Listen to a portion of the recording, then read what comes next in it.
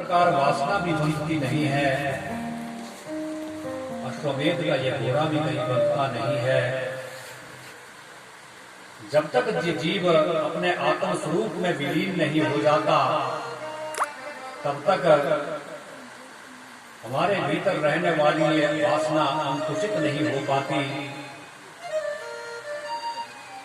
ये वासना भी 4 स्थानों में रहती है, शरीर में, इंद्रियों में, मन में और बुद्धि में। राजा ने 3 अश्वमेध यज्ञ किए हैं।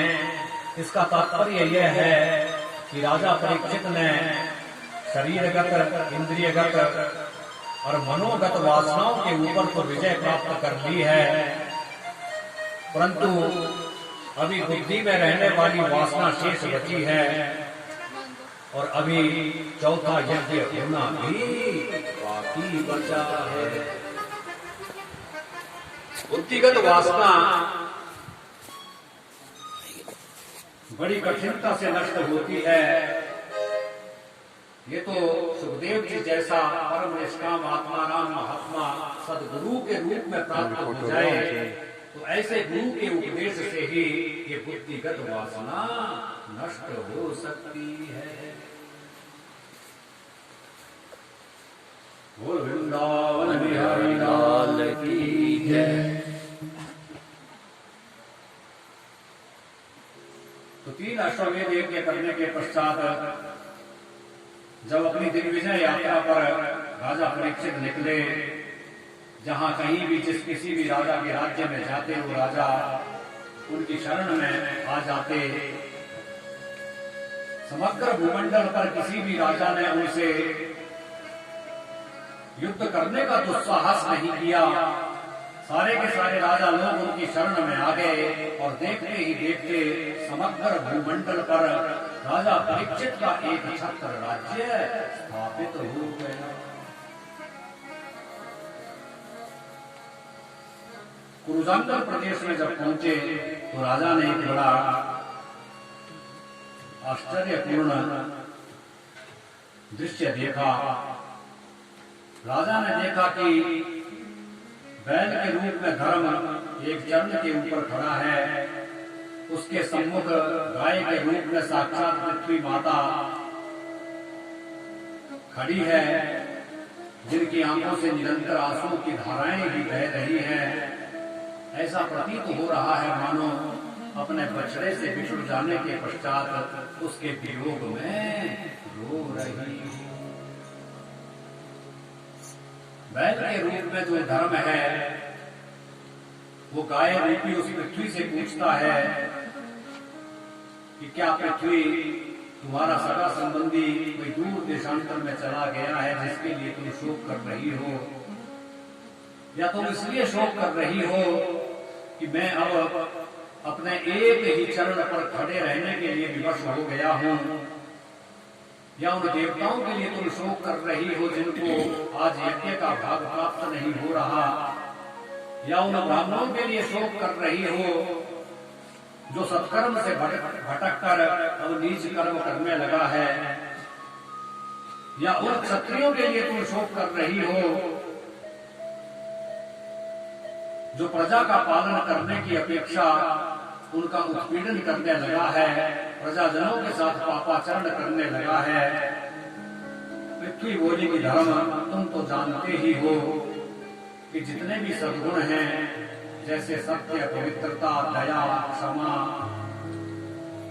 संतोष, भक्ति, ज्ञान, वैराग्य, ऐश्वर्य, तितिक्षा, तेज, ये सारे के सारे गुण मेरे भगवान में ही विराजमान होते हैं और मेरे वो भगवान मुझे छोड़कर अपने धाम के लिए चले गए हैं। आज मुझ पर कलयुग आ गया है। राजा लोग प्रजा का पालन करने की अपेक्षा वो तो उनका शोषण करने लगे हैं, उत्पीड़न करने लगे हैं, पापाचरण करने लगे हैं। तो दुखी होकर मैं स्वयं की दशा के लिए तो रो ही रही हूँ, बल्कि मैं तो तुम्हारे लिए भी आंसू बहा रही हूँ कि धर्म अब तुम्हारी क्या गति होगी। बोल वृंदावन बिहारी लाल की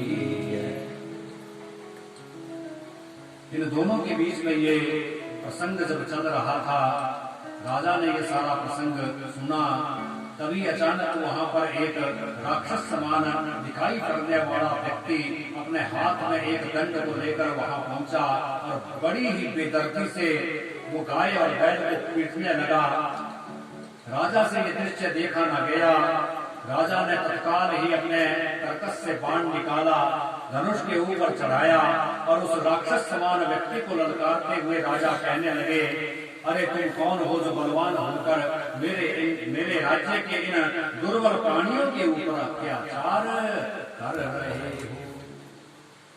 मैं इस देश का राजा हूं और तुम जैसे आतताइयों का वध करना ही मेरा धर्म है।